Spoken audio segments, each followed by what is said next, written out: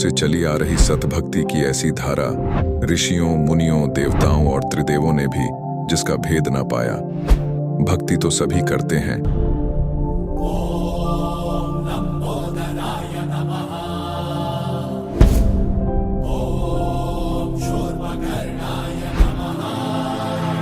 और हरदम यह सोच रहती है कि रहने के लिए आलीशान घर हो, घूमने के लिए बड़े बड़े पार्क हो, खाने पीने के लिए स्वादिष्ट भोजन हो, हम कभी बीमार ना हो, कभी दुखी ना हो और कभी भी ना मरे।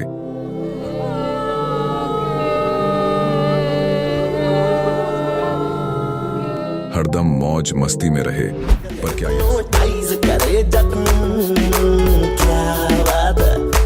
पर क्या यह संभव है? हम सब इतनी भक्ति करते हैं, व्रत करते हैं, श्राद्ध निकालते हैं, कावड़ लेकर आते हैं,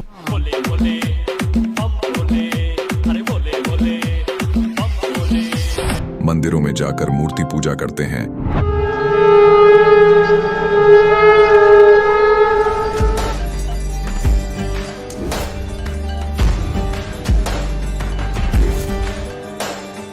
भानुकोटि भास्वरं भवाब्धितारकं परं नीलकण्ठमिप्सितार्थदायकं त्रिलोचनं कालकालमम्बुजाशमक्षशूलमक्षरम्। चर्च में जाकर प्रेयर करते हैं,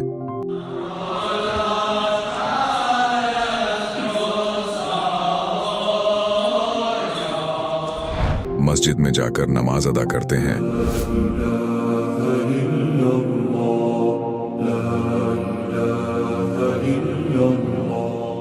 अल्लाहु अकबर कबीरा, और गुरुद्वारों में जाकर माथा टेकते हैं।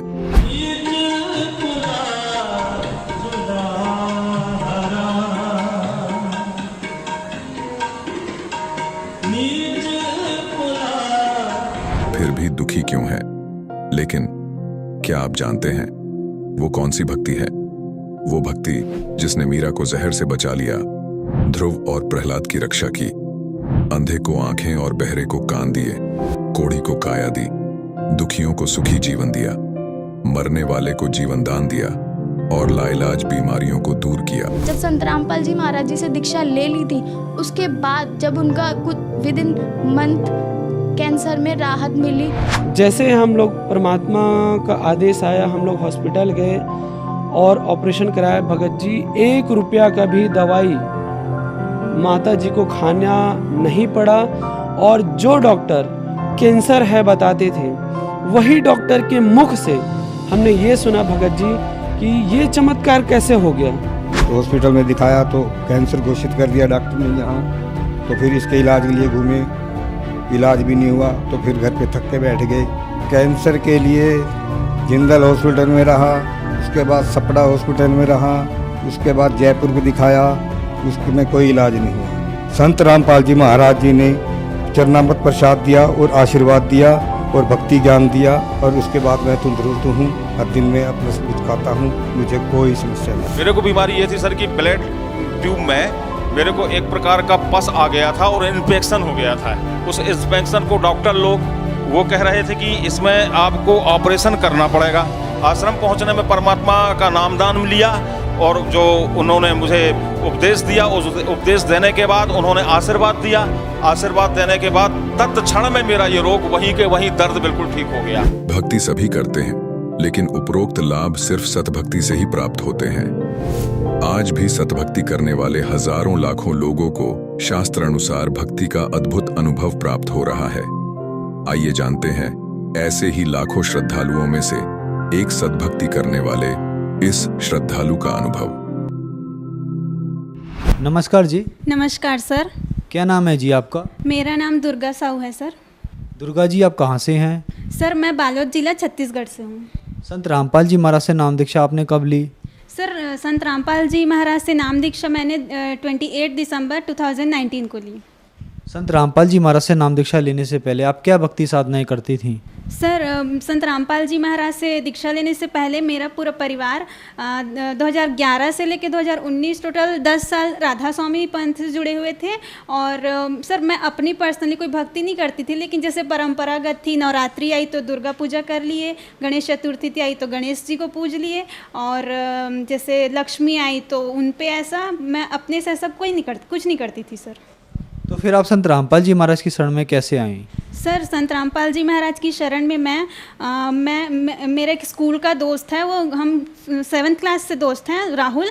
तो फिर एक बार हम ऐसी, मैं कॉलेज में आ गई थी, कॉलेज में थी, तो फिर एक रात उनसे ऐसी बातें हो रही थी। तो सर मैं अपनी प्रॉब्लम बता रही थी, मैं डिप्रेशन में थी, तो उनको बता रही थी मैं ऐसा ऐसा प्रॉब्लम है, ऐसा ऐसा। फिर उन्होंने मुझे बोला कि प्रॉब्लम है, आप बस वो मुझे पहले बस सत्संग देखने बोली, यहाँ से यहाँ साधना चैनल पे 7:30 से 8:30 तक शाम सत्संग आता है, वो सत्संग आप देखो और पूरे परिवार को दिखाओ, जगत गुरु तत्वदर्शी संत रामपाल जी महाराज का। फिर हम लगातार 3 महीने सत्संग देखे सर। उसके बाद हम दीक्षा लेने गए आश्रम, क्योंकि हर ज़िले में नाम दीक्षा केंद्र उपलब्ध है, तो हम वहाँ गए और मैं, मेरे मम्मी, मेरे पापा, हम लोगों ने दीक्षा ले ली जगत गुरु तत्वदर्शी संत रामपाल जी महाराज से। महाराज से नाम दीक्षा लेने के बाद क्या लाभ मिले आपको? सर जगत गुरु तत्वदर्शी संत रामपाल जी महाराज से दीक्षा लेने के बाद हमें अनेकों लाभ हुए, लेकिन मैं अपना पर्सनली बता रही हूँ सर। जैसे कि कहा, मैं पूरी डिप्रेशन में थी सर। वो आप जो भी एज का कह सकते हैं या जो भी कह सकते हैं, मैं डिप्रेशन में थी। इतना ऐसा ज़्यादा था कि मेरे को सामने वाला देख के बता सकता था कितना दुखी हूँ। और किसी को कॉल करती भी थी तो पहले रोना ही होता था, उसके बाद अपना प्रॉब्लम शेयर करना होता था। इतना ज़्यादा अंदर से पूरा, उसके साथ साथ उसके दिमागी तौर पे मैं पूरा बीमार ही पड़ जाती थी सर। हर महीने ऐसा होता था, डॉक्टर को दिखाओ, डॉक्टर फिर बोलता था ये प्रॉब्लम है, ये ठीक नहीं होगा। फिर ऐसे करते करते सर मुझे माइग्रेन का शिकायत होने लगा। हम डॉक्टर को दिखाते थे तो डॉक्टर बोलते थे इनको माइग्रेन का प्रॉब्लम है, और माइग्रेन इनको बहुत प्रॉब्लम है ऐसे करके। और वो ऐसा बोलते, माइग्रेन है इसलिए ये कभी ख़त्म नहीं होगा, ऐसे नहीं बोलते थे। वो बोलते थे माइग्रेन इनको ऐसा है कि वो नहीं ख़त्म, क्योंकि मेरी शरीर ही वैसी थी सर। मैं एकदम अस्वस्थ, मैं बिल्कुल, और ऐसा हेडेक होता था 1 घंटे के लिए कि मैं अपना सर दीवार पे ठोकूँ तो भी मुझे पता नहीं चलता था कि यहाँ पे ऐसा है करके। और लाभ सर, मेरे घर में तो गृह क्लेश बहुत था। मेरे पापा को वैसे ही सेम लेवल का गुस्सा आता था, मुझे भी गुस्सा आता था, पूरा चिड़चिड़ापन था शरीर में। मम्मी को भी वैसे ही गुस्सा आता था, इसलिए अब मम्मी पापा का झगड़ा हो जाता था, उसका सफ़र पूरे फैमिली को करना पड़ता था। तो अब सर हम बहुत शांति से हैं, झगड़ा है ही नहीं। और नशा तो था ही सर, पापा का नशा था, नशा से तो फिर लड़ाई, फिर सेम रिवर्स प्रोसेस, और लड़ाई इतना कि हम कहाँ जाएं, क्या करें, ऐसा हो जाता था। पूरा तमाशा टाइप का हो जाता था, क्या करें। तो ये अपने में, और मैं जिस एज की हूँ तो वहाँ तो मेरे लिए बहुत एकदम, अब कोई भी फील करेगा सर ये बहुत गंदी चीज़ है। और वो ऐसा, अब इमेज की बात अलग है, लेकिन मैं, यही सब मेरा कारण था कि मैं डिप्रेशन में थी। मेरे इसका इफ़ेक्ट मेरे शरीर को पड़ता था, फिर वो उधर वहीं से प्रॉब्लम शुरू होता था। वो एक उसका नशा जड़ बन गया था हम लोग के घर में, जो क्लेश था उसका। वो 10 साल से राधा स्वामी पंथ में थे, वहाँ उन्होंने डेरा ब्यास से नाम दीक्षा लिया हुआ था। उसमें भी वहाँ नशा छूटेगा करके ही लिए थे वहाँ, क्योंकि वहाँ ऐसा एक चलती आ रही परंपरा कि राधा स्वामी वाले नशा नहीं करते, मांस मछली नहीं खाते। तो यही सोच के मेरे दादा दादी 40 साल से हैं, तो उन्होंने मम्मी पापा को भी दिला दिया, तो वो 10 साल से वहीं थे। तो फिर वो छूटा ही नहीं, वो चलता ही रहता था। फिर और मेरा मेन उद्देश्य वही था, मैं नहीं तो कम से कम मेरे में जो पापा का जो नशा है वो छूटे, और कम से कम हम शांति से रहें। लेकिन हमको तो यहाँ आने के बाद अलग ही पूरा क्या है, हम पढ़ क्या रहे हैं और पढ़ने का मतलब क्या है, वो सारी चीज़ें पता चल गई सर। नशा बहुत करते थे मेरे पिताजी, तो उन्होंने, हमने दीक्षा ली जगत गुरु तत्वदर्शी संत रामपाल जी महाराज जी से, और उनके भक्ति विधि बताई। भक्ति विधि ऐसी चल रही कि मेरे पापा जी का नशा छूट गया। क्या काम करती हैं जी आप? सर मैं BA फाइनल ईयर की स्टूडेंट हूँ, और मैं सिविल सर्विस की तैयारी कर रही हूँ। जैसे कि आपने बताया कि आप एक सिविल सर्विस की तैयारी कर रही हैं, एजुकेटेड पर्सन है। संत रामपाल जी महाराज के बारे में ये भी कहा जाता है कि संत रामपाल जी महाराज से उनके अनुयायी अंधश्रद्धा के तहत जुड़ते हैं। क्या ये बात सही है? सर अंधश्रद्धा भक्ति से जुड़ना, सर यहाँ आप खुद मैं जो आज मेरे को देख रहे हैं टीवी पे, मैं उन सबसे यही कहना चाहूँगी, आप कृपया 7:30 से 8:30 तक सत्संग देखना शुरू करें। आपको मालूम होगा कि जो जगत गुरु तत्वदर्शी संत रामपाल जी महाराज हैं, वो वेद कुरान सबको खोल के वहाँ एक एक उंगली रख कर ज्ञान बता रहे हैं। सर, अगर आपको थोड़ा अपने पे डाउट है या फिर ऐसा कुछ लगता है ये भक्ति गलत है, तो आप मिला के देख सकते हैं सर, क्योंकि वो पूरा वेदों से प्रमाणित ज्ञान बता रहे हैं। गीता में कौन से अध्याय में क्या लिखा है, सब प्रमाणित ज्ञान बता रहे हैं सर। आप देखेंगे वहाँ एक एक उंगली रखकर प्रमाणित ज्ञान बता रहे हैं सर, तो यहाँ तो अंधश्रद्धा भक्ति का सवाल आता ही नहीं है। संत रामपाल जी महाराज से नाम दीक्षा कैसे ली जा सकती है? सर, संत रामपाल जी महाराज से नाम दीक्षा जैसे बहुत से टीवी चैनलों पे सत्संग आता है, नीचे पीली पट्टी पे नंबर लिखा होता है, तो आप वो नंबर नोट करके वहाँ से संपर्क करके अपने नज़दीकी नाम दीक्षा केंद्र का पता कर सकते हैं, फिर वहाँ आप जाके दीक्षा ले सकते हैं। धन्यवाद जी। सत साहेब। अब जगत गुरु तत्वदर्शी संत रामपाल जी महाराज जी के सत्संग के माध्यम से उस अद्वितीय आध्यात्मिक ज्ञान के बारे में जानते हैं, जिसके माध्यम से आप भी प्राप्त कर सकते हैं ऐसे आध्यात्मिक, मानसिक और भौतिक सुख जो अभी तक आपने सिर्फ मीराबाई, ध्रुव, प्रहलाद जैसे कुछ ही भक्तों की जीवन कथा में सुने होंगे। अब सुनिए तत्वदर्शी संत के संग शास्त्र अनुकूल भक्ति सत्संग, ऐसा अद्वितीय आध्यात्मिक ज्ञान जिसका है सर्वधर्मों के पवित्र शास्त्रों में प्रमाण। परम पिता परमात्मा पूर्ण ब्रह्म सारी सृष्टि के रचनहार कबीर परमेश्वर जी की असीम कृपा से आप सभी पुण्यात्माएं सत्संग सुनने के लिए उपस्थित हुए।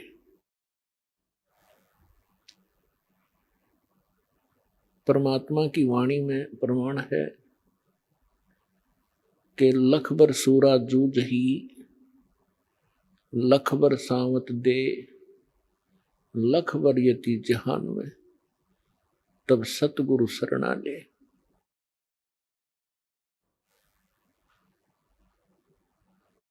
आज आपको जो समय प्राप्त है, आज आपको जो भक्ति विधि प्राप्त है, चाहे वो किसी भी कारण से सतलोक आश्रम बरवाला जिला हिसार हरियाणा में पहुंचा है, चाहे किसी भाई बहन के कहने से या कोई किसी संकट से दुखी, या कोई ज्ञान से प्रेरित होकर यहाँ पहुंचे हैं, तो सभी पुण्य आत्माएं हैं। यहाँ आना आम आत्मा के बस की बात नहीं है। जब तक प्राणी के पूर्व जन्मों के शुभ संस्कार अत्यधिक नहीं होते, तब तक वो सतगुरु प्राप्त नहीं कर सकता। और सतगुरु और परमात्मा में अंतर नहीं होता।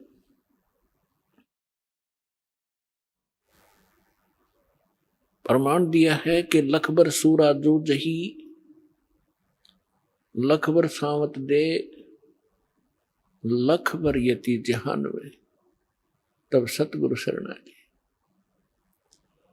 आप सभी पुण्यात्माएं युगों युगों से परमात्मा पाने का भरसक प्रयत्न कर रहे हैं।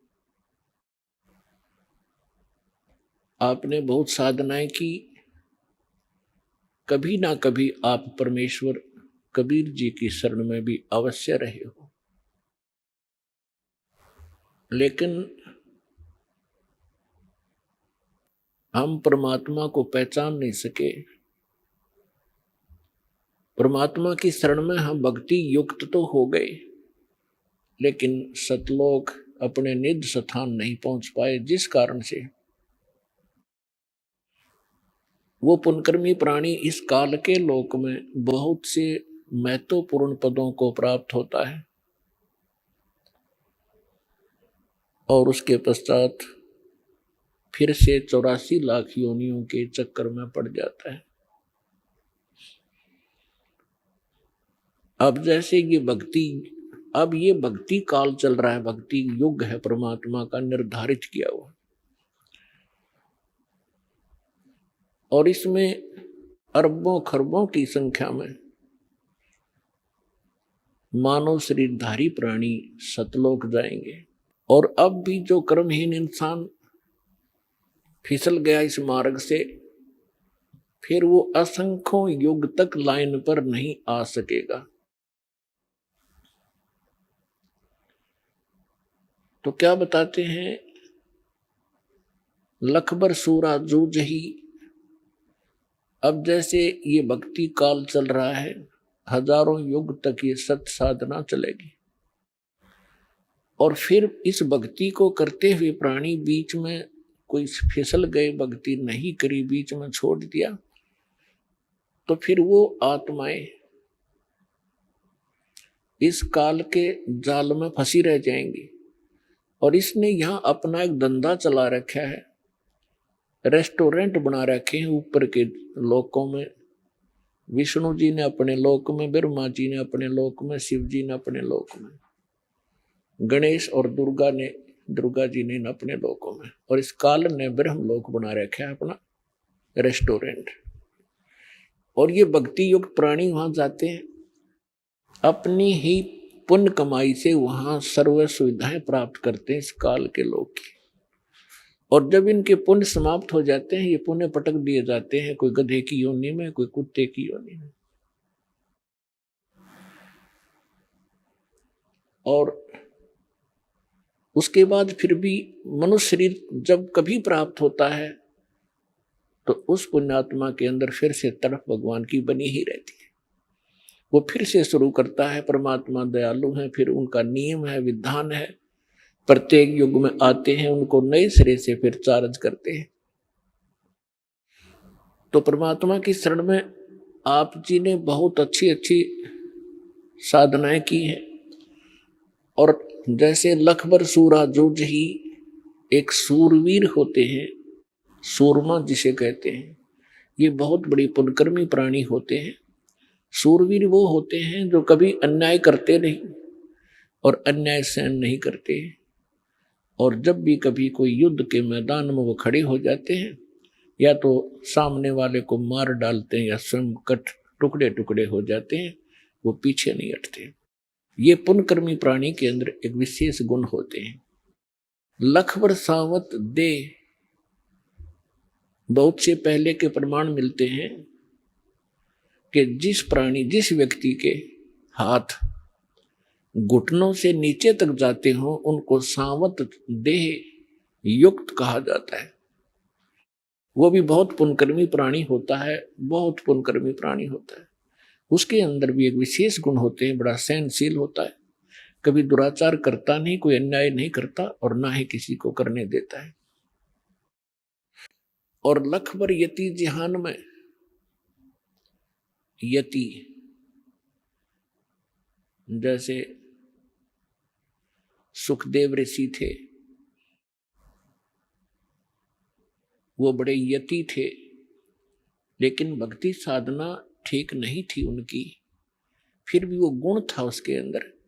राजा जनक के पास जब वो दीक्षा प्राप्त करने के लिए गए, राजा जनक जी ने उनकी परीक्षार्थ उनका आसन एक अलग कमरे में लगा दिया, और उसकी सेवा के लिए एक नौकरानी भेज दी, और नौकरानी को कुछ संकेत दे दिया, ऐसे ऐसे करना। नौकरानी उनको खाना खिला करके उन्हीं के बेड पर बैठ गई। सुखदेव ऋषि उस बेड के ऊपर आगे को सरक गया, लड़की और निकट जाने लगी तो बेड छोड़कर वो बाहर खड़ा हो गया और कहा, बहन ए बेटी, आप बाहर जाइए, आप यहां ना रहिए। जब उस लड़की ने जाके राजा जनक से बताया कि ये ऐसे ऐसे किया और ये महापुरुष बहुत ही सूचे हैं, तो वो यति कहलाता है।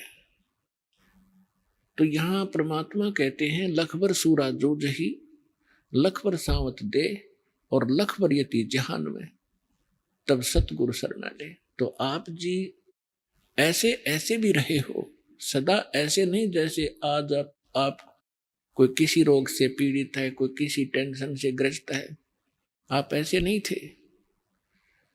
इस कलयुग ने हमारा सारा काम बिगाड़ दिया। इस काल भगवान ने हमें भक्तिहीन और संस्कारहीन कर दिया। फिर इसी के साथ साथ बताया है कि जो सत साधना नहीं करते, जिनको सतगुरु नहीं मिलते, उनके विषय में बताया है कि जैसे एक समय गोरखनाथ जी और परमेश्वर कबीर जी की गोष्ठी हुई थी और गोरखनाथ जी ने अपनी सिद्धि विद्धि दिखाई थी, परमात्मा ने उसकी सारी सिद्धि फेल करके और उसको फिर सेट किया था। गोरख जी को ये ज्ञान सुनाया था। गोरखनाथ जी इस ज्ञान से को ग्रहण करके वक्ता बन गए और इस ज्ञान के अंदर इतनी कसक है, प्रत्येक आत्मा इससे प्रभावित होती है जो दास आपको सुना रहा है। और कोई नालायक आदमी आप पे वक्ता बनकर फिर नाम देने लग गया तो वो अपने कर्म तो बिगाड़ता ही है और भी बहुत से प्राणियों का नाश करने का, उनके जीवन नाश करने का दोष भी अपने सिर पर ले जाता है। तो गोरखनाथ जी ने ऐसा ही किया। इस ज्ञान के आधार से लाखों लोगों को अपने पीछे लगाया, जिसमें बहुत से राजा लोग भी प्रभावित हुए, पर उसके पास ज्ञान नहीं था। ज्ञान मीन वो मंत्र नहीं था जिसका मोक्ष हो। ज्ञान अलग चीज है, समाधान मूल वस्तु है। तो यहां सूक्ष्म वेद में गरीबदास साहिब जी ने कहा है परमात्मा से प्राप्त इस ज्ञान के आधार से कि गोरख से ज्ञानी गणे और सुखदेव जति जिहान और सीता सी बहु भारिया पर संत दूर स्थान।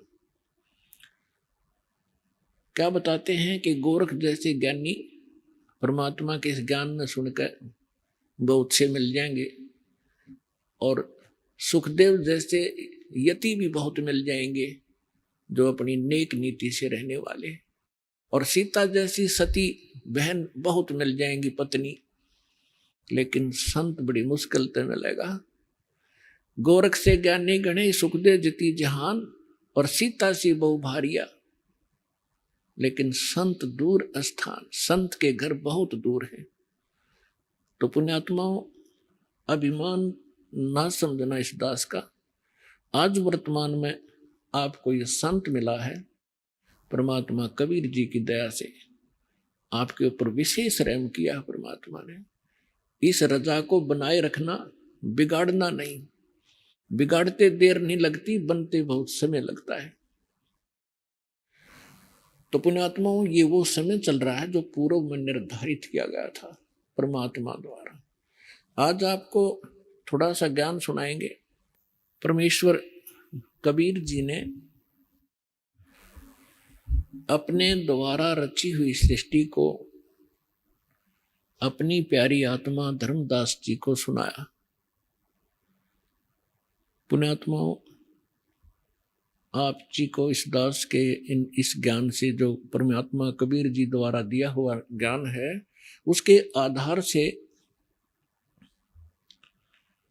इतना तो आभास हो चुका है, जैसे ज्ञान गंगा नामक पुस्तक को भी पढ़ा, सत्संग भी सुनते रहते हो,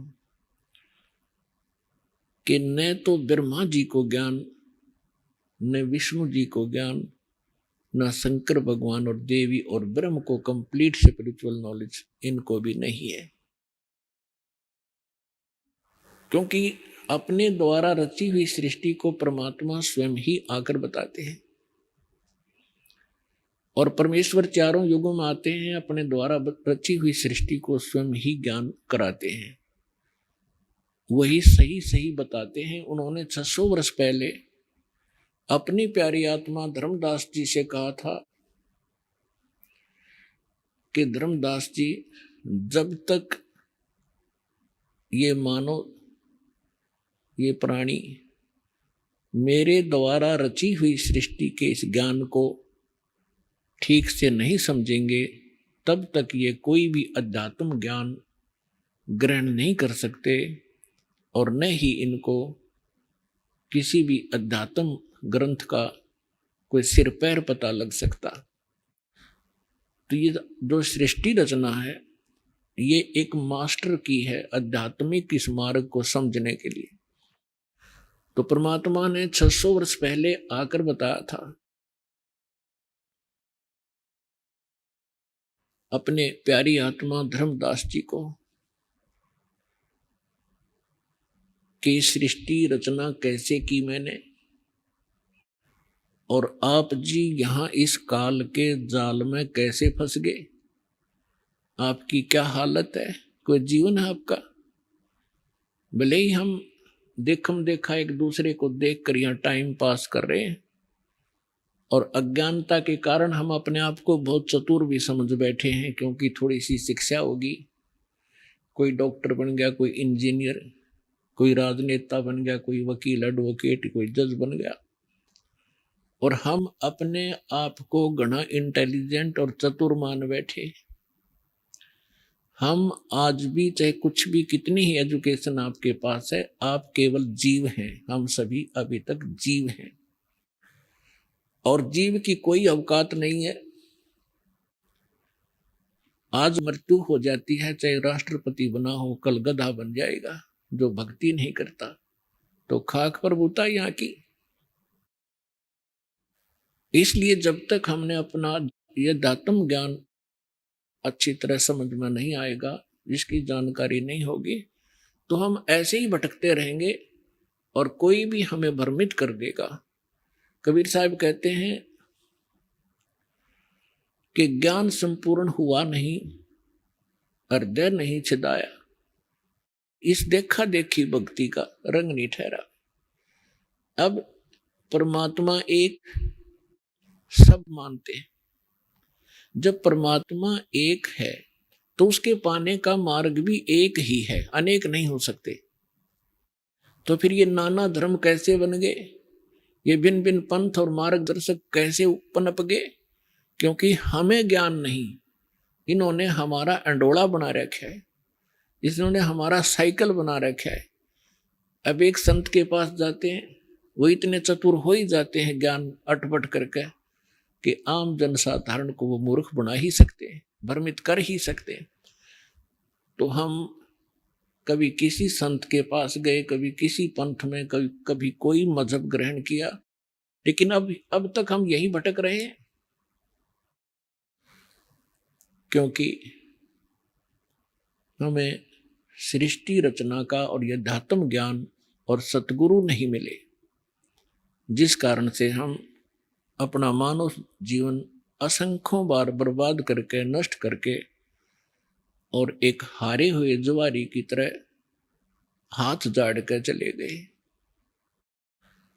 अब पुण्यात्माओं, आपके ऊपर रहम किया दाता ने, और अब भी नहीं पहचानोगे इस गंदे लोक को, क्योंकि एजुकेशन आपके पास है, इतना समझदार आपको बना दिया है कि आप आसानी से अपना भला और बुरा खूब सोच सकते हैं। और सदग्रंथों में प्रमाण परमात्मा की ये दास आपके रूबरू कर ही रहा है, जो आज तक के ऋषि महर्षि मंडलेश्वरों को ये नहीं प्राप्त हुए। तो सबसे पहले केवल परमात्मा थे, सत्य पुरुष थे, अविनाशी परमात्मा कबीर भगवान थे। उस परमेश्वर का ओरिजिनल नाम जो है कबीर देव है। वेदों में उसे कबीर देव कहते हैं, और हम अपनी मातृभाषा में उसे कबीर कहने लगे। कबीर देव माने साहब परमेश्वर, और कुरान शरीफ के अंदर उसी परमात्मा को अल्लाह कबीर कहते हैं। अल्लाह अकबर, अकबीर ये अपभ्रंश शब्द है, अल्लाह कबीर है। अल्लाह माने परमात्मा, साहब कबीर माने कबीर। ऐसे ही उस परमात्मा ने सबसे पहले ऊपर का अकय लोक रचा, जिसको अनामी लोक भी कहते हैं, और उसके पश्चात परमात्मा ने नीचे के 3 लोक और रचे, और प्रत्येक लोक में परमेश्वर ने अपने ही भिन्न भिन्न रूप बनाए, और प्रत्येक लोक के अंदर एक बहुत बड़ा गुम्बद है, बहुत बड़ा सुंदर एक मंदिर नुमा स्थान है। उसके बीच में परमात्मा ने अपना तख्त बनाया है, सिंहासन बनाया है, उसके ऊपर वो विराजमान है। सिर पे मुकुट है, ऊपर श्वेत छत्र है, और परमात्मा के प्रत्येक लोक में परमात्मा की बॉडी का जो लाइट है, परमात्मा के शरीर का जो प्रकाश है, उसमें प्रत्येक लोक में अंतर है। सतलोक के अंदर परमात्मा के कबीर परमेश्वर जी सत्य पुरुष के एक रोमकूप में जैसे छिद्र है बालों का, इसके करोड़ सूर्य मिला दे, करोड़ चंद्रमा, इतना नूर है पूरी बॉडी का। यानी एक रोमकूप का इतना है तो पूरी बॉडी का कितना होगा, ये हिसाब लगाएं। और उसके बाद ऊपर अलख लोक है, उसके अंदर परमात्मा के ऐसे सिंहासन पर विराजमान है, और वहां उनके शरीर की जो शोभा है वो एक रोमकूप में अरब सूर्य और इतने चंद्रमा दोनों मिला दे तो भी परमात्मा के एक रोमकूप की जो रोशनी है वो तेज है। उसके बाद अगम लोक है, अगम लोक के अंदर परमात्मा के एक रोमकूप की रोशनी खरब सूर्य के तुल्य है। एक रोमकूप की सारी बॉडी की कितनी होगी आप हिसाब लगाएं। उसके बाद जो अकय लोक में परमात्मा विराजमान है तो उनके एक रोमकूप की जो रोशनी है शंख सूर्य, नील पद्म शंख सूर्य जितने प्रकाश है। सतलोक के अंदर परमात्मा ने सबसे पहले सृष्टि रचना की है। परमेश्वर कबीर जी ने आदरणीय धर्मदास साहिब जी को बताया तो वो ज्ञानदास अपने शब्दों में आपके रूबरू करेगा। सबसे पहले परमात्मा ने एक वचन से 16 द्वीपों की रचना की सत्यलोक में, और फिर परमेश्वर ने अपने वचन से 16 सुत उत्पन्न किए, 16 पुत्र, प्रत्येक को एक एक द्वीप में रहने का आदेश दिया। कुछ समय उपरांत परमात्मा ने अपने उन्हीं 16 उत्पन्न पुत्रों में से, जिनमें से एक अचिंत है, उसका नाम अचिंत है, उससे कहा कि आप सृष्टि रचना करें, और परमात्मा ने उसको शक्ति दे दी, वचन दे दिया, आशीर्वाद दे दी। अचिंत ने अपने वचन से अक्षर पुरुष की उत्पत्ति की, और परमात्मा ने सतलोक के अंदर एक मानसरोवर की रचना भी उन द्वीपों के साथ ही की। और छोटे छोटे सरोवर तो सभी लोकों द्वीपों में बनाए ही जाते हैं। तो अक्षर पुरुष स्नान करने के लिए उस मानसरोवर में चले गए, तो पुण्यात्मा वहां श्वासों से शरीर नहीं है, तो वहां जाकर के उसने पहले स्नान किया, फिर उस शीतल जल के अंदर आनंद से लेट गए, निंद्रा आ गई, काफी समय तक वो बाहर नहीं आए। अचिंत ने परमेश्वर से कहा कि परमात्मा अक्षर पुरुष उठ नहीं रहा है और मैं सृष्टि रचने में हेल्पलेस हूं, विवश हूं, जब तक वो सरोवर से बाहर नहीं आएगा। तब परमात्मा ने कहा कि बेटा, मैंने आपको इसलिए ये सृष्टि रचने के लिए कहा था, और मुझे मालूम था कि आप नहीं कर सकते, लेकिन बीच में आपके कर्म बिगड़ जाते, आप सभी अपनी महिमा की भूख में कहीं गड़बड़ ना कर देते, इसलिए समर्थ का काम समर्थ ही कर सकता है, आगे से सावधान रहना पुत्र। यानी इस झटके से उन सभी जितने भी पुत्र थे जब तक उत्पन्न हुए थे, उन सभी को ये एक अच्छा लेसन प्राप्त हुआ। उसके बाद परमात्मा ने क्या किया, उसी सरोवर से थोड़ा सा अमृत लिया, अपने वचन से एक अंडा बना दिया। अंडे में अपने ही बॉडी से, शरीर से, वचन से एक आत्मा उसमें प्रवेश कर दी और उस अंडे को उस सरोवर में छोड़ दिया। अंडा गड़गड़ करता हुआ जा रहा था, काफी विशाल अंडा बना दिया। एक तो पुण्यात्माओं भक्ति मार्ग के अंदर, अध्यात्म मार्ग में आप अपने विज्ञान को मत अड़ाना, क्योंकि अध्यात्म मार्ग में कोई इम्पॉसिबल चीज नहीं होती। हमारी बुद्धि उसको ग्रहण नहीं कर पाती, वो हमारी कमजोरी है। इसलिए कोई भी ज्ञान दास आपको बतावे वो गॉड गिवन है। आप बालक हैं, आपकी बुद्धि नहीं कैच करे तो उसको नकारा ना करना, स्वीकार करना। अब जो ही वो अंडा नीचे को जा रहा था, अक्सर पुरुष की निंद्रा भंग होगी। जैसे कोई किसी को अधूरी निंद्रा से जगा दे किसी कारण से भी, तो उसको थोड़ा सा क्रोध होता है।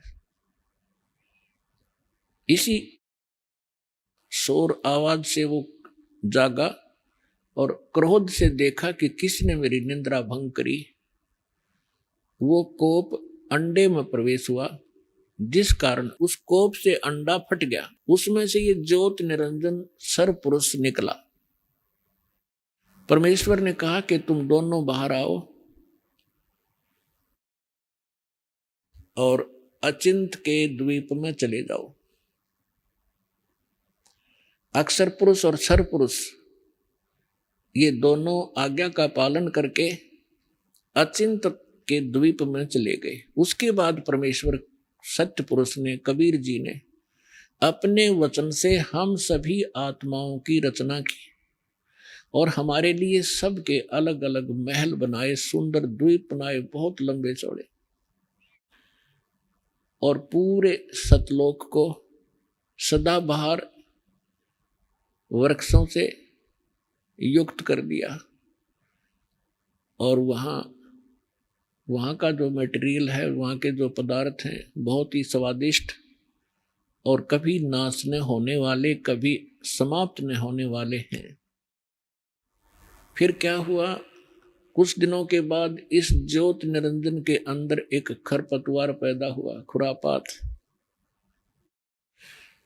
इसने क्या विचार किया कि हम 3 जने एक द्वीप में रह रहे हैं और सभी जितने हमारे भाई हैं वो अन्य भिन्न भिन्न द्वीपों में रह रहे हैं। तो उसने क्या अपनी बुद्धि से सोचा, उसने तप शुरू किया। जब 70 युग तक तप कर लिया, तब परमात्मा ने पूछा कि ज्योत निरंजन आप क्यों तपस्या कर रहे हो, किस चीज की आवश्यकता है तुझे। ज्योत निरंजन ने यानी सरपुरुष ने कहा कि प्रभु पिताजी, ये द्वीप मेरे लिए थोड़ा स्थान है, मुझे अलग स्थान दीजिए। तो परमेश्वर ने उनको 21 ब्रह्मांड दे दिए। जैसे एक धनी पिता अपने पुत्र को अलग से 21 यानी कुछ प्लाट दे देवे, ऐसे समझो। उन 21 ब्रह्मांड को पाकर के ये बड़ा प्रसन्न हुआ। उन प्लाटों को देख देख कर फूला नहीं समावे। फिर इसके मन में आया कि इसमें कुछ रचना भी करूं। उसके लिए फिर ये भिखारी, इसने फिर से तपस्या की। जब 70 युग दूसरी बार तपस्या कर चुका, तब परमेश्वर ने पूछा कि क्या मांगता है अब तू, जो मांग रहा था तुझे दे दिया। तब इसने कहा कि परमात्मा है पिता, कुछ सृष्टि रचने की सामग्री प्रदान करें ताकि मैं कुछ रचना करूं। तब परमेश्वर ने, कबीर भगवान ने इसको 5 तत्व और 3 गुण दे दिए। अगले बेटा तू खेल खिलौनों से। इसने ये 21 ब्रह्मांड परमात्मा ने सतलोक के एक कोने में बाहर कर दे दिए इसको। जैसे एक अपनी राजधानी दिल्ली है, एक तो मेन बाजार आदि का स्थान है, एक बाह्य दिल्ली जिसमें विलेज अक्षेत्र आता, गांव का ग्रामीण क्षेत्र। ऐसे इसको बाहर की तरफ 21 प्लाट दे दिए। फिर इसने सोचा कि इसमें कुछ जीव हों, कंस्ट्रक्शन भी कर ली, और अकेले का मन नहीं लगता, कुछ आत्मा प्राप्त करूं। और पुण्यात्माओं, हम क्यों फंसे यहाँ? हमने क्या गलती करी? जब ये तपस्या कर रहा था, कभी इस पैर, एक पैर पे खड़ा होता था, कभी दूसरे पे खड़ा होता था। हम इसकी इन अदाओं पर फिदा हो गए और हम परमात्मा को भूलकर जो सर्व सुख हमें दे रहा था, इस पर आसक्त हो गए। और पुण्यात्माओं, ये रोग आज भी हमारे अंदर विद्यमान है, जिस रोग से हम मार खा चुके हैं। जैसे एक हीरो या हीरोइन अपनी रोजी रोटी के लिए अटपट करते हैं, वो चटक मटक करते हैं, कलाबाजी करते हैं, और ये भोले बच्चे, युवा वर्ग, उनका ड्रामा देख के, उनकी एक्टिंग देख करके उन पर आसक्त हो जाते हैं। ये मेरा फेवरेट हीरो है, ये मेरी फेवरेट हीरोइन है। तो यह बुद्धि हमारी वहां से चली थी, बुद्धि भ्रष्ट हुए हम। अब यहाँ कोई बरवाला में आ जावे, कोई अभिनेता, इन जवान बच्चों को देखे उड़ा कितनी भीड़ लग जाएगी। और 1 किलोमीटर खड़े खड़े देखेंगे, देखो खड़ा स्टेज पर वह खड़ी, और लेना एक ना देने दे, धक्के खा का आ जाए। वो अपनी रोजी रोटी के लिए बकवाद करते हैं और ये उनके आसक्त हो गए। तो ये रोग हमारा वहां से लगा था। तो उस समय हम अपने मालिक ने भूल गए, इसकी तरफ बहुत आसक्त हो गए। परमेश्वर ने बहुत बार आकाशवाणी की कि बच्चों तुम मस्त रहो, इसकी क्रिया पर ध्यान ना दें। हम ऊपर से तो सावधान हो गए पिता की आकाशवाणी सुनकर, लेकिन अंदर से उसके प्रति हमारी कसक विशेष बनी रही। वो अंतर्यामी है, वो जान गए कि ये प्राणी अब यहाँ रहने के योग्य नहीं। जो उस ज्योत निरंजन की रेंज में थे और जो उसको देख रहे थे, वो सभी आसक्त हो गए और असंख्यों। फिर उस ज्योत निरंजन ने फिर तप शुरू किया। जब 64 युग तक इसने तप कर लिया, तब परमेश्वर ने पूछा कि भाई तूने जो मांगा था वो सारी वस्तु दे दी, अब क्यों हट कर रहा है, अब क्या चाहता है? तब इसने कहा पिताजी मुझे कुछ आत्मा दे दो, अकेले का दिल नहीं लगता। परमेश्वर ने कहा कि भी देखो 64 युग तूने तप किया, तीसरी बार इसकी प्रतिफल में और तुझे दे सकता हूं, प्लाट कितने ले ले ब्रह्मांड, पर आत्मा नहीं दे सकता। ये मेरा अंश है, मेरी वचन से उत्पन्न हुए हैं, ये मेरी आत्मा है, मेरे शरीर से निकली है। अपन आत्माओं, आप किसी माई बहन से पूछकर देखना। वैसे तो परमात्मा की वाणी में लिखा है कि पिता को पुत्र या पुत्री संतान बहुत प्रिय होती है, बालक, लेकिन मां को पिता से भी 100 गुना ज्यादा प्रिय होते हैं बच्चे। ये स्वाभाविक है। तो इसी प्रकार उस परमात्मा के हम बालक हैं, हम उसकी बॉडी से निकले हैं, उनका एक विशेष लगाव है हमारे से, लेकिन हम बच्चे हैं, बच्चे वाली बातें करते रहते हैं। लेकिन किसी भी बच्चे पर आपत्ति आती है तो माता पिता कितने दुखी होते हैं वो वही जान सकते हैं। तो कहने का भाव ये है कि जब उसने 64 युग तप किया तो परमात्मा ने कहा भाई आत्मा तुम्हें जो नहीं और प्लाट ले ले, कितने ब्रह्मांड ले सकता है। फिर परमात्मा ने कहा एक शर्त है, यदि कोई आत्मा स्वयं आपके साथ जाना चाहते हो तो वो जा सकते हैं। तो पुण्यात्मा युगकाल भगवान हमारे पास आया, जितने भी यहाँ चीटी से लेकर हाथी तक, रंग से लेकर राजा तक, ब्रह्मा विष्णु महेश तक और दुर्गा तक जितने भी ये देव हैं, ये सभी हम इस काल के जाल में वहां ऐसे फंसे। ये हमारे पास आया और हमारे से कहा, अब देखकर इसके चारों तरफ खड़े हो गए, जैसे ही रोन देख कर बालक खड़े हो जाते हैं। तब इसने कहा कि मैंने पिताजी से तपस्या करके ऐसे ऐसे 21 ब्रह्मांड प्राप्त किए हैं, आप हमारे साथ चलोगे? वहाँ ऐसे बनाऊंगा, ऐसे बनाऊंगा, और वहाँ ऐसे बनाएंगे, ऐसे रहा करेंगे। तो हमने क्या कहा कि यदि पिताजी आज्ञा दे दें तो हम चलने को तैयार हैं। तो ज्योति निरंजन ने फिर से परमात्मा से प्रार्थना की और कहा, जी कुछ आत्माएं मेरे साथ जाने के लिए एग्री हैं, आपकी आज्ञा चाहते हैं। तो परमात्मा हमारे पास आए और हमसे पूछा कि भी बोलो कौन कौन इस ज्योति निरंजन सरपुरुष के साथ इसके लोक में जाना चाहते हैं, वो हाथ खड़ा करें। अब हम पिता के सामने, क्योंकि वो पहले कह चुके थे कि इसके ड्रामे न मत देखो, अपना मस्त रहो, ये इसका कार्य उचित नहीं है। तो हम बहुत ज्यादा लज्जित हो गए और नीची गर्दन करके बैठ के सभी सन्नाटा छा गया, कोई नहीं बोला। पिताजी के सामने कैसे ये मुंह फटे। तब परमेश्वर ने कहा कि ज्योति निरंजन, तू तो कह रहा था कि बहुत सी संख्या में मेरे साथ चलने को तैयार है, ये तो एक भी नहीं बोलता। तब एक आत्मा खड़ी हुई और खड़ा होकर के कहा कि मैं इनके साथ जाना चाहता हूं। हमने सोचा कदे ये एक लिए यही आत्मा सारा मजा ले जा, राम पीछे रह जा। तो देखा हमने भी फिर दोनों हाथ खड़े कर लिए, असंख्यों। तब परमात्मा ने कहा, ठीक है भाई, जिसने भी आपके साथ जाने की इच्छा व्यक्त की है उनको मैं आज्ञा देता हूं, लेकिन मैं अपने हिसाब से भेजूंगा, ऐसे ठीक नहीं। आप जाइए अपने लोक में। तो परमात्मा ने सबसे पहले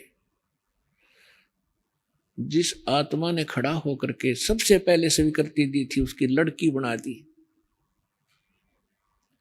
और उसके अंदर हम सभी आत्माओं को बीज रूप में सूक्ष्म बनाकर फीड कर दिया।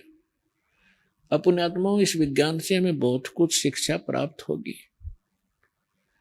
आप देखते हो हमारी बॉडी के अंदर आज के डॉक्टर आपको बताते भी हैं कि 1 ग्राम ब्लड में कितने कीटाणु होते हैं।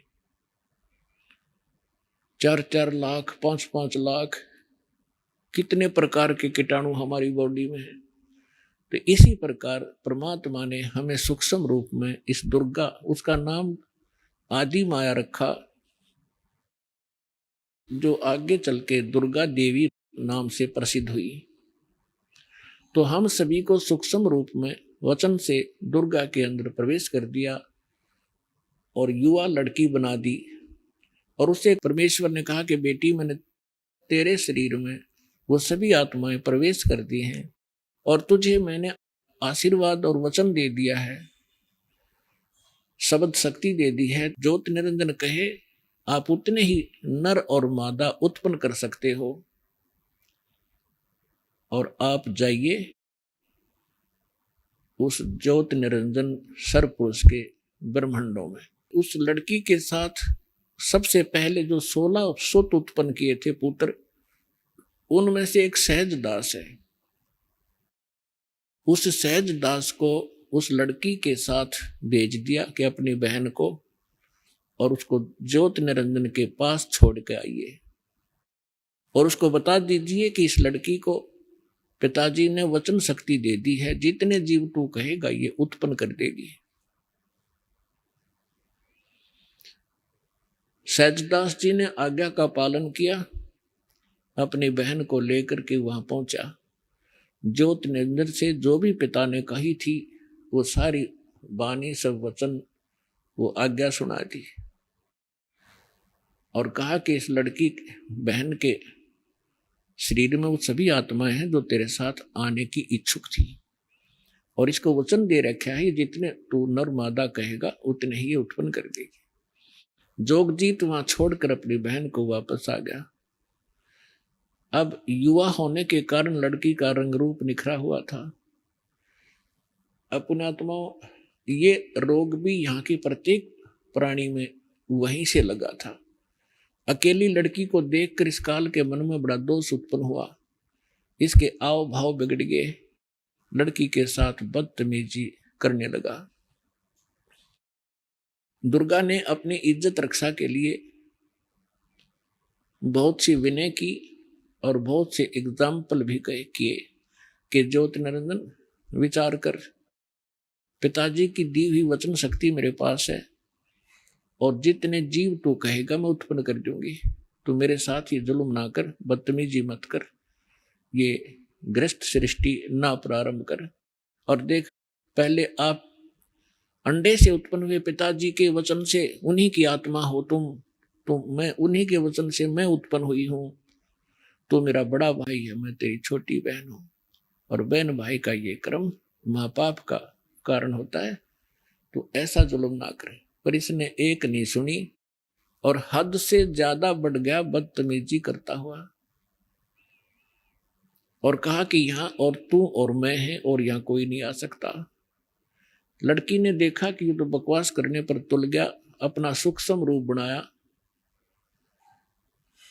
और जो ही वो बकवाद करने के लिए मुंह खोले हुए था, आलिंगन करता हुआ उसके मुख के माध्यम से और पेट में चली गई, और कहीं अपनी इज्जत की रक्षा उसने कहीं लगी नहीं, कोई बचाव का स्थान नहीं दिखा, और वहां से पुकार किया कि हे पिताजी मेरी रक्षा करो, मेरे साथ ऐसे ऐसे बदतमीजी कर दी, और अपनी इज्जत रक्षा के लिए मैंने इसके पेट में शरण दे रखी है, मुझे बचाओ।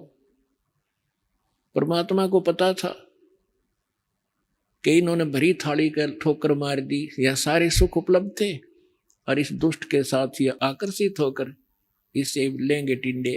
अपने आत्मा बहुत सी शंकाएं उत्पन्न होती हैं प्रथम बार जो इस सृष्टि रचना को सुनते हैं, लेकिन ये कोई डूम बाट के गीत नहीं है। हमने आज तक जो भी ज्ञान सुन रखा था वो बिल्कुल इनकम्प्लीट था, कोई सिर पैर नहीं था उस ज्ञान का। अभी आपने सुने जगत गुरु तत्वदर्शी संत रामपाल जी महाराज के मंगलमय सत्संग प्रवचन। आइए अब सुनते हैं उन भक्तों के अनुभव जिन्होंने संत रामपाल जी महाराज के प्रमाणित ज्ञान से प्रभावित होकर नाम दीक्षा लेकर अनेकों लाभ प्राप्त किए। नमस्कार जी। सत साहिब सर। क्या नाम है जी आपका? राजेश्वरी दासी। कहाँ से हैं जी आप? बलौदा बाजार जिला छत्तीसगढ़ से। संत रामपाल जी महाराज से नाम दीक्षा आपने कब ली? 28 मई 2013 को। राजेश्वरी जी, आपने क्या क्या भक्ति साधनाएं की हैं अभी तक, कृपया हमारे दर्शकों को बताएं। हम कबीर पंथी में जुड़े हुए थे, दामाखेड़ा से। मेरे पिताजी ने नाम ले रखा था, वही भक्ति करते थे, और मैं श्री कृष्ण भगवान की और शंकर भगवान की भक्ति करती थी। तो फिर आप संत रामपाल जी महाराज जी की शरण में कैसे गईं? मेरी माँ जी अपने मायके गई हुई थी, वहाँ से उसके भतीजा ने उसको ज्ञान गंगा पुस्तक दी, फिर वो लाए, उसको पढ़ के हम परमात्मा का ज्ञान समझे। संत रामपाल जी महाराज का सत्संग देखते थे 2012 से 7 बजे जो आता था उस समय, तब हमको सब समझ में आ गया। फिर हमारी शादी नहीं हुई थी उस समय, तो 2012 में हम जुड़ नहीं पा रहे थे। शादी होने के बाद 2013 में गए नाम दीक्षा लेने के लिए। संत रामपाल जी महाराज से सतलोक आश्रम बरवाला में जाकर नाम दीक्षा लिए। तो क्या लाभ मिले आपको संत रामपाल जी महाराज से नाम दीक्षा लेने के बाद? सर, शादी होते ही मेरे सिर में बहुत ज़्यादा दर्द रहता था, बहुत ज़्यादा दर्द रहता था, यहाँ पे बहुत गर्म हो जाता था दर्द के मारे। और मेरे पति मुझे उस समय दीक्षा नहीं लिए थे, तो ये तांत्रिक वगैरह के पास लेकर जाते थे, और वो सब घोटी वगैरह सब निकालते थे सिर से, उससे कुछ नहीं हो रहा था, सिर का दर्द ज्यों का त्यों ही था। तब हम ज्ञान समझ चुके थे उससे पहले, तो इससे कुछ नहीं होने वाला, हम वहीं जाएंगे। तब हम परमात्मा के पास शरण में गए, दीक्षा लिए और परमात्मा ने हमें आशीर्वाद दिए। संत रामपाल जी महाराज ने हमारे सिर पे हाथ रखा। हमने कहा परमात्मा हमारे सिर में बहुत दर्द रहता है, मालिक दया करो। संत रामपाल जी महाराज ने कहा बेटा भक्ति करो, सब ठीक हो जाएगा। तब से लेकर आज तक हमारे सिर में कोई दर्द नहीं है सर। सिर के दर्द की वजह से हम भाटापारा जो शहर है वहाँ एक डॉक्टर के पास भी गए थे, तो उसको दिखाए तो उसने कहा ये माइग्रेन है, ये दवाई खाओगी फिर भी ऐसे रहेगा, ठीक नहीं होगा दवाई से, ऐसे बोले थे वो। जिंदगी भर आपका दर्द ऐसे रहेगा, ये माइग्रेन है, ऐसे रहता है, ठीक नहीं होता। तब हम परमात्मा की शरण में गए, संत रामपाल जी महाराज जी के आशीर्वाद दिया मालिक ने, तब हमारा सिर का दर्द ठीक हुआ। और सर मेरे बच्चेदानी में सूजन हो गई थी, मेरे कमर में बहुत ज़्यादा दर्द रहता था। तब हम डॉक्टर के पास गए तो उसने कहा कि आपको सोनोग्राफी करवानी पड़ेगी। तो हमने सोनोग्राफी करवाई तो उसमें कहा कि आपके बच्चेदानी में सूजन है, या तो आपको ऑपरेशन करवाना पड़ेगा या फिर आपको दवाई खाना पड़ेगा। तो हमने कुछ नहीं किया सर, घर आ गए, परमात्मा से प्रार्थना लगाई संत रामपाल जी महाराज जी से कि परमात्मा बच्चेदानी में सूजन कह रहे हैं और ऑपरेशन के लिए बोले हैं। और दूसरे दिन फिर आदेश आया कि सब ठीक हो जाएगा। तब हम फिर से 4 दिन बाद चेकअप करवाने गए ज्योति हॉस्पिटल में। तो वहाँ वो मैडम ने बोला, चेक करते करते ही बोला, किसने भगा दिया बेटा आपको, आपके बच्चेदानी में कोई प्रॉब्लम नहीं है, आप बिल्कुल ठीक हैं। ये संत रामपाल जी महाराज जी ने हमें लाभ दिया। बहुत ज़्यादा दर्द रहता था सर, मैं घर का काम भी नहीं कर पाती थी और मेरे 2 बच्चे थे, उनको संभालना मुश्किल हो गया था सर। परमात्मा ने बहुत सारे लाभ दिए मालिक ने। ये मेरी रिपोर्ट है सर। मैं इसको जब रिपोर्ट करवाई तो डॉक्टर ने बोला था कि आपको या तो ऑपरेशन करवाना पड़ेगा या फिर आपको दवाई खानी पड़ेगी। तो हमने ना ऑपरेशन करवाया ना दवाई खाई, संत रामपाल जी महाराज जी से प्रार्थना लगवाई थी। उसी के बाद से मैं बिल्कुल ठीक हूँ सर, कोई दर्द नहीं है, बिल्कुल ठीक हूँ। और एक बार मेरे कमर से लेकर पैरों तक बहुत ज़्यादा दर्द हो रहा था सर, मैं खड़ा भी नहीं हो पा रही थी, घर का कोई काम भी नहीं कर पा रही थी। फिर परमात्मा से प्रार्थना लगाई, फिर ठीक हो गया सर। और मेरी बच्ची एक छोटी, जब मैं प्रेगनेंसी थी उसको, छोटी वाली को, तो 5वां महीना चल रहा था, फिर बीच में ही वो मिसकैरेज का मतलब खतरा हो गया। तो मैंने परमात्मा का चरणामृत पी लिया और रात को एक भगतमती का इंटरव्यू आया कि मैंने चरणामृत पी तो मेरा वो बच्चा सही हो गया, ठीक हो गया। तो मैंने भी ऐसे की तो तुरंत ही वो जो आया था वो बंद हो गया मालिक की दया से, संत रामपाल जी महाराज जी की दया से। और वो बच्ची 7वें महीने में जन्म ले ली और आज बहुत तंदुरुस्त हैं, 3 साल की हो चुकी है। और मेरे पति बहुत शराब पीते थे सर, जुआ भी खेलते थे, जुआ खेल खेल कर पूरे जो बंटवारे में ज़मीन पाई थी सब बेच दिए थे, कुछ भी नहीं रखते घर में हर चीज़ बेच देते थे जुआ खेल खेल के। बहुत मेरी ज़िंदगी नरक जैसी हो गई थी। परमात्मा संत रामपाल जी महाराज ने मुझे दया करी मालिक ने, और वो सुधर गए।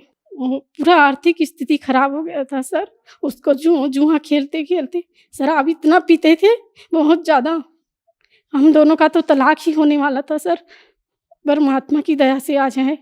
एक ने तो उसको भविष्यवाणी भी कर दिया था कि आपकी पत्नी आपके साथ नहीं रहेगी, ये आपको छोड़कर जाएगी। और हम लोगों का ऐसा हो नहीं वाला था सर, तलाक भी हो जाता। मैं आ गई थी अपने मायके, फिर परमात्मा से प्रार्थना लगाई तो वो अपने आप आए और उन्होंने भी नाम दीक्षा ली मालिक से, संत रामपाल जी महाराज जी से। जैसे कि आपने बताया कि आपने संत रामपाल जी महाराज से नाम दीक्षा ली और आपको बहुत सारे लाभ मिले, तो जो दर्शक आज आपको टीवी पर देख रहे हैं और वो भी आपके जैसे ही लाभ लेना चाहते हैं, तो वो संत रामपाल जी महाराज से लाभ कैसे ले सकते हैं? परमात्मा संत रामपाल जी महाराज जी का सत्संग आज विभिन्न चैनलों में आता है, उसके नीचे पीली पट्टी चलती है, उसके में नंबर होता है, उस नंबर में आप फ़ोन लगाइए और परमात्मा से नाम दीक्षा लीजिए। धन्यवाद जी।